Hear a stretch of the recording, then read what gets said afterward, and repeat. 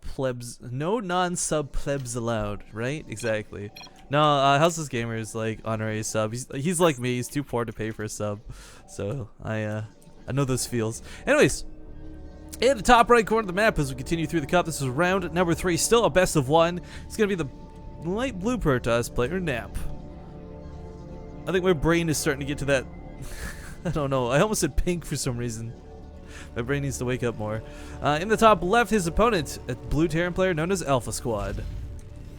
And these are 2 brand new players to me who I've not seen before, but I do want to remind everybody about the way this tournament works. First off, StarbowMod.com. StarbowMod.com. StarbowMod.com. StarbowMod.com. That's where you can find all the information regarding this tournament, ladders, patches, updates, etc. Pretty much anything Starbow related, you should go to StarbowMod.com and check out. Blizzard does not have an in-game ladder system available, or even potentially possible for the Starbow series / cups. So they've been creating their own ladder. There's points to be earned, and this is kind of the first ladder cup where I guess you get even more points on top of this. They did only allow certain people to play, not because of invites, but because you had to have a certain amount of points in order to play. Ooh, nice little passing by there. They'll know where each other spawned. So yeah, it's not, again, like, these are not people who've picked up Starbow for the first time. These are going to be people who have been playing a lot. They've played the ladder. They've grinded it out. They've certainly got some experience. Now, as we get further in the brackets, as the seeded players come into effect, we're going to start seeing better games with probably more intense matchups. But for now, Nap and Alpha Squadron, this could go, or not Squadron, Alpha Squad, this could go either way, because I don't know too much about either of these players. This could be 2 really good players, 2 really bad players, 1 good, 1 bad, vice versa. You guys will be the judge of that. For now, the one thing that's worth noting is we did watch a Protoss player struggle and kind of almost suffocate at the hands of some very early Vulture aggression not too long ago with Slayer of Pony. I don't know if Alphasquad will be doing the same thing or not. Again, bio is not at all unviable, or not. How do I phrase this? Bio just sucks in comparison to mech when it comes to Protoss. It's a complete role reversal of StarCraft 2, and a big part of this is because strength from Terran comes in Spider Mines. That sounds a little silly to say, but Spider Mines are just like these sort of, I hesitate to call them free units, because A, they're not unlimited. It's not like you can make an infinite amount of Spider Mines, but 3 per Vulture, combined with the fact that Vultures are already pretty darn good in and of themselves. First Blood. Well, it makes it really nice, and if you're going to base your army around Vultures in the first place, you might as well make it mech and really focus hard on it. But again, you can do certain bio builds. Not going to happen, though. With the Tech Lab coming down, it's going to be the factory swapping over. We'll probably have early Spider Mines again. The only other really early alternative is to go for, I guess, Siege Mode if you're really worried about getting grass, but that's not going to be the case.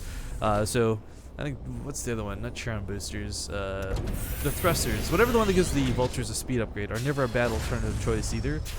Because again, well, Spider Mines are really cool, and they can hit Dragoons, and they can do a bit of damage. Whoa, it's going to be a fast Siege Mode?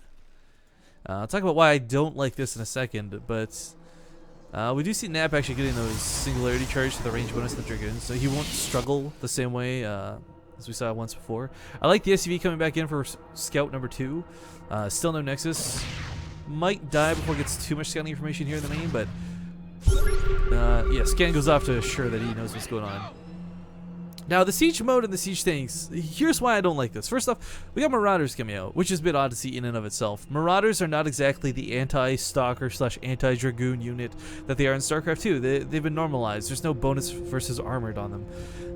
And they're not going to have upgrades. But anyway, Siege tanks unsieged can outrange Singularity Charge. They can deal with Dragoons rather effectively, actually. And especially with a high ground bonus, there's no need for a Siege Mode this early. And I just kind of feel like this is a waste. This could have been a quicker starport. This could have been a bit of harass. This could have been factories number 2, an armory, something. Hell, even a command center could have been coming down with the mineral investment in Siege Tech. I mean, it's not a lot, sure, but still. Point remains, Siege Mode is not the biggest necessity, but I guess playing it safe and sorry. Siege is up here and we'll chase the Dragoons out of the base. So, again, I don't feel like he needed the Siege Mode, but he's going to make it work and he'll secure him a natural base. Kind of wish he would have just built this in base, though, again, and just had non-Siege Mode, but it is what it is, and he can play the way he likes. Starport now on the way, and of course Nap's next is a little bit sooner than his opponent. Nothing too insane, nothing too crazy. We got these Starbow developers in chat cheering for Alphasquad, so maybe he's got some special tactics. Another scan coming down. I love the use of the scans, by the way. The energy on the command center is a little less relevant than it is in StarCraft 2. The orbital command center has been changed a bit. First off, I think they reduced the cost of it by quite a bit actually recently. But more importantly, on top of that, as my mouse scrolls over here, I gotta disable scrolling. I gotta remember to do that. There's no mules. It's called an SCV, and it costs 50 minerals. It's not even free. So you can be a little more liberal with your scans. Overcharge is another, or was it, no? Is it overcharge? It is called overcharge. Is another ability that kind of works like a chrono boost, but again, not the biggest necessity when it comes to this matchup. Just a nice way to pump up your production and get it a little bit quicker. But yeah, with the bunker down, unfortunately, I think Marauders can outrange the Singularity Charge, or at least match the range of the Singularity Charge. I know Marines cannot, not without the barrel stabilizer upgrade, but oh, we got some Vultures coming. We got a dropship as well. Again, not a medevac, but a dropship. Still has the same thruster and booster ability, but you know, the nastiest thing for a Protoss player to deal with is having 4 Vultures suddenly in your main, 4 Goliaths suddenly in your main. These are units that will tear your worker lines to shreds. Innovation actually showed us that not too long ago in the Starbow Invitational. Really enjoyed that. Again, must keep talking about that. That was such a fun tournament. Okay, yeah. Ion thrusters. It basically makes Vultures move like they are super duper on crack, as if they're not fast enough already. They'll move even faster. It looks like it's going to be the 4 Vulture drop. Now, while the Vultures and the Spider Mines... oh, hang on. Let me scan here. Alright, it doesn't reveal too much. Sees that the Observatory is down, though, so he knows the Spider Mines are going to be somewhat limited in use. But they still buy him time. Like, if you put down 4 Spider Mines here and there's an Observer to detect it, okay, the Dragoons will kill it, but that's still another, like, 3 seconds. It buys the Vultures to get another 2 rounds off on these workers. But I don't believe Nap has any idea this is coming, and this is going to sting just a little bit. You saw the medevac there for a second, or not medevac, sorry, the dropship for a second, but I don't think it was enough. Gonna just unload here into the natural mineral line, and the workers will certainly go down. Again, I want to remind everybody, Spider Mines cannot activate on top of workers. Splash damage still affects them, but they can't activate on the workers on account of the fact that they are hover units. Anyways, these Spider Mines will buy the Vultures a little bit of extra life and a little bit of extra time. He's driven off most of the workers from this natural base, and while there's observers to see these Spider Mines, again, it's going to be the work that it takes to clean them up. The stop that Nap has to spend 3 seconds to clean these up. So unloads at the main, more Spider Mines going to go down on top of these Dragoons, no problemo. And the workers are not being exactly eradicated, but 11 have died so far, and these Vultures are still alive. Now, this doesn't have the cooldown up just yet, but it should be able to get out alive even without it. There we go, Ignite Afterburner. Finally off cooldown. Nice little attack there out of Alphasquad. Really like that. 11 workers killed for really no damage in retaliation. Works out quite nicely for him. And due to having 3 siege tanks in a bunker up at home, there's no real potential of a counterattack. Nonetheless, Nap was also going to go for some sort of, I don't know, Reaver drops or Stargate play of his own. But again, Alphasquad's been scanning relentlessly this whole game to constantly keep an eye on that tech, to make sure that he knew there wasn't going to be a Stargate, to know that it wouldn't be a danger or a hazard to go for these drops. Alright, putting up these Spider Mines in the mineral lines. Looks like he's fully cleared out this base. The Observer did see the dropship, I believe. Whether he's paying attention or not, it's a whole nother question. We did notice, too, more importantly, on top of the Snap was moving out to be a little bit aggressive with his Dragoons. So I guess the other benefit of that attack also did draw the entire army of Nap back home.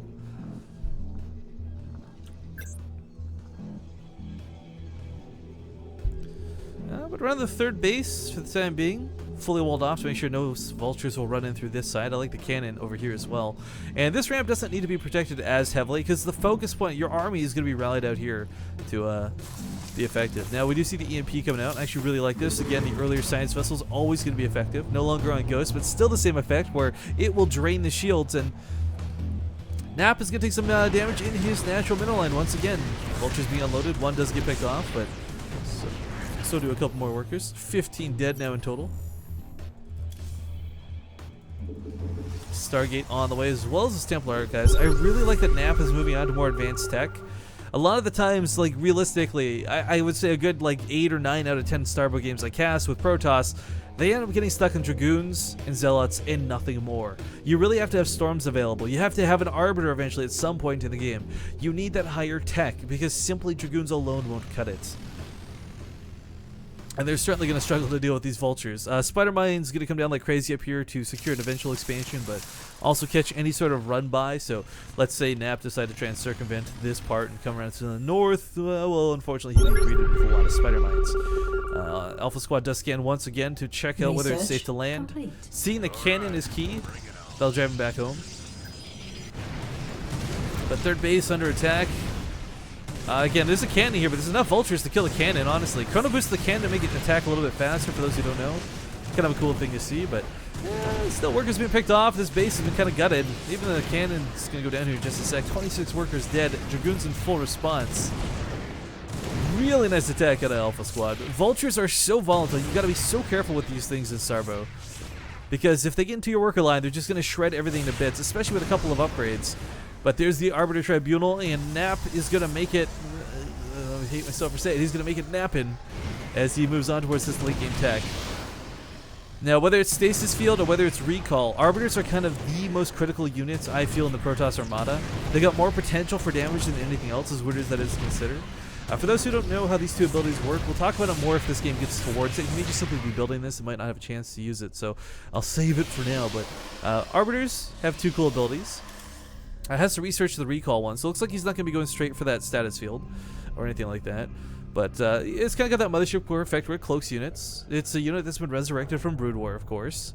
It's not really been tweaked or changed too much in that regard. The range on it's still kind of, and the damage it deals itself is not the craziest thing in the world. But what's key is, you know, whether it's a stasis field to lock out, say 4 or 5 siege tanks, whether it's a recall to say, you know what, you don't have a turret line down, I'm just going to put my entire army in your main base.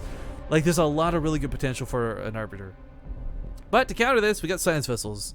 Now, it's weird to say that that's a counter, but really all you need is one good EMP, drain the energy off that Arbiter, and, well, the Cloak effect's nice. Science Vessels, A, detect, and B, again, will prevent it from using any of its own abilities. So it'll just be kind of a flimsy air unit that doesn't do a lot of damage in the end.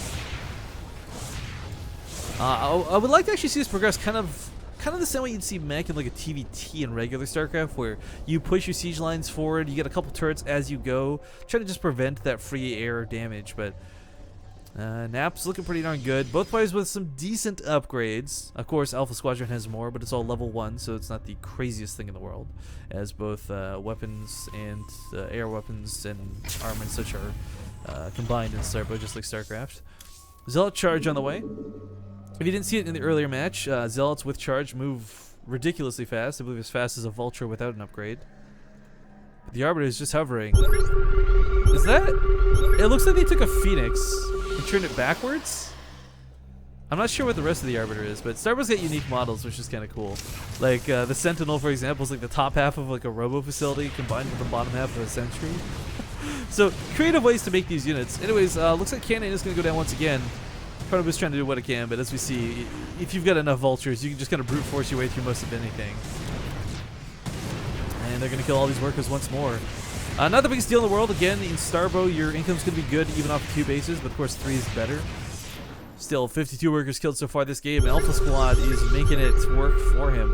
I like the additional siege tanks placed up here towards the north. Again, with all these spider mines down, it's so difficult to push into this. Even if you have the observer, even if you have the detection, siege tanks are going to shell away at you. So, no perfect scenario for engaging this base.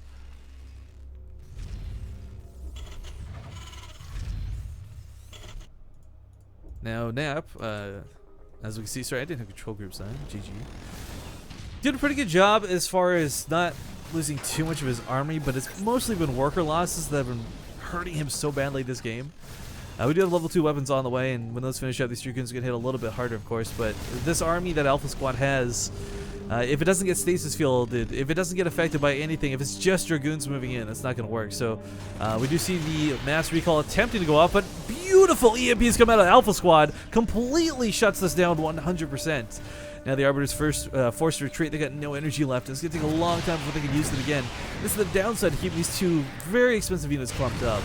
Looks like a fight is forced in the middle of the map. The Dragoons are going to take some damage. Ooh, nice siege tank shot there at the end. Does take about 4 Dragoons with it in full retreat. But, oh man, Zealots with charge, guys. They move so quick.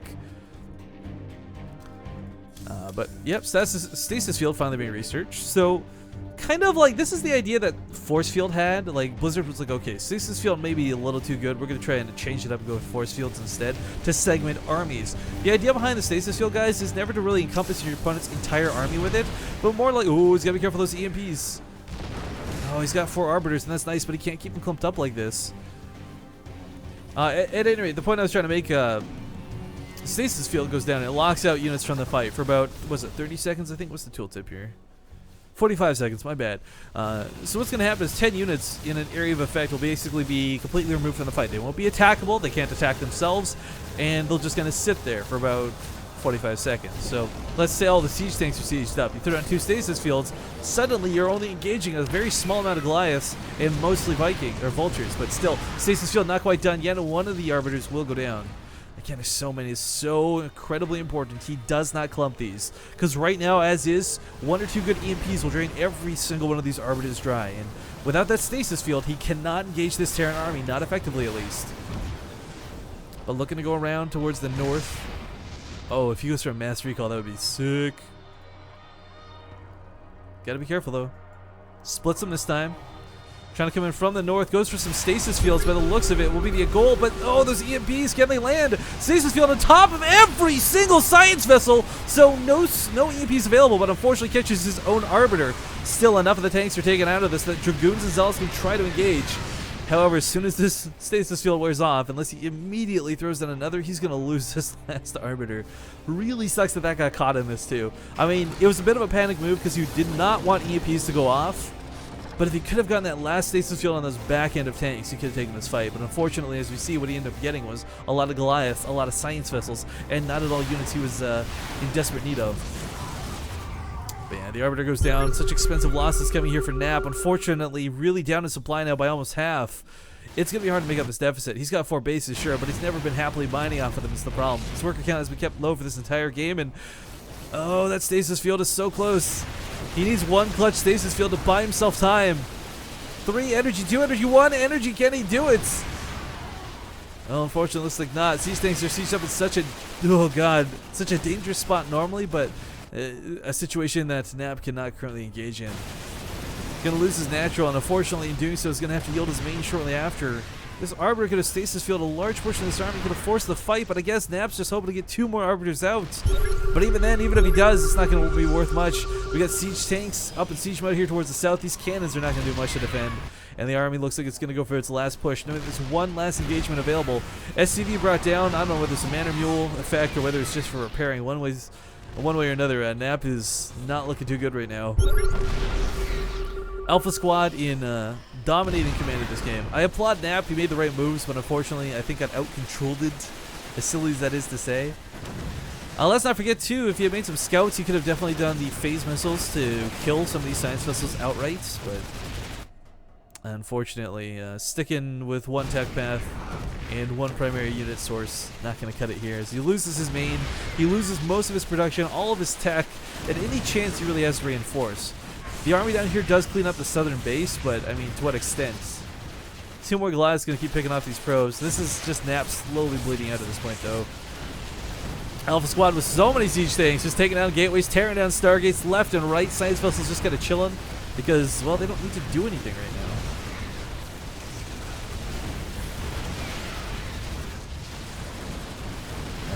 This was a fun game. He's trying to put down more stargates, and he's going to be going for these air units as he tries to take the lower right base.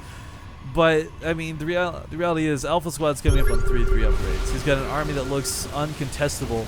We had kind of this, I guess, defiant stasis field go down. Kind of just like this FU stasis field. This is not doing much, but it does freeze a lot of the units out. I do like the incorporation of scouts finally, although I still fear it may be a little too late. Phase missiles are going to be cool, but landing enough of them, I don't know. Well, we'll see if Nap can come back to this. It'll be the most epic comeback of all time for sure, but rebuilding the Orbital Tribunal, I don't like that he's doing it at this base. He's got to know this base is going to be the next to fall, right? Like, Alphasquad's going to be pushing into this one next. There's the high ground defender's advantage, sure, but that's only going to come into so much effect. How many workers have been killed so far? I don't want to take a guess. Quickly, in your mind or in chat, put your number. I'm going to say 70 plus. 94! I was way off. Almost at 100 workers killed over the course of this game. Dragoons, pick off these science vessels! Do it now! These are such critical units.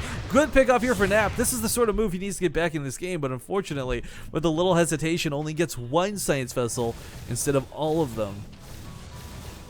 I do like the turrets being built down aggressively. I mean, the SCV that was brought down was kind of, I think, like a manner move, but, you know, whatever, make the most of it. Nap is, at this point, like, even scouts won't bring him back into this game is the problem, because while they may take out the science vessels, there's still the Goliaths to deal with. And it's not like 1 or 2 Goliaths, it's a lot of freaking Goliaths. Hell, the second reinforcement squad may be a little too much for these Dragoons to deal with. Coming through the middle of the map, they're going to siege up, and Dragoons are just going to be picked off. They can't retreat backwards, and they can't push forwards. They pick off the science vessel, they got that much going for them, but this game is pretty much over at this point, folks. Let's see, scouts probably tickle siege tanks, right? Yeah.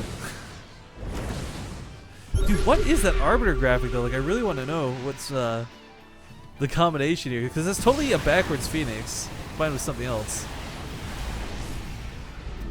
Stasis field goes down, but it only gets 3 Goliaths. This is looking rough. Good game's finally called. Alphasquad will knock out Nap and move on to the Starbow Ladder Cup.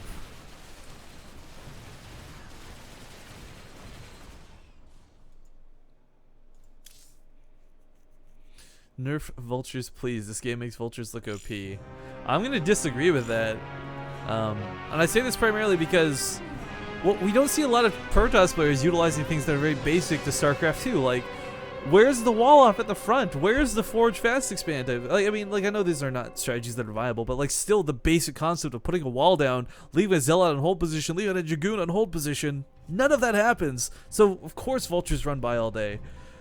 That's my thoughts on it, at least, because the same thing was happening in versus Zerg too, where like we saw early Terran pushes, but like Zerg players weren't putting down evolution chamber walls, and I would scratch my head and be like, okay, like, congratulations. I don't know why you forgot how to play StarCraft 2.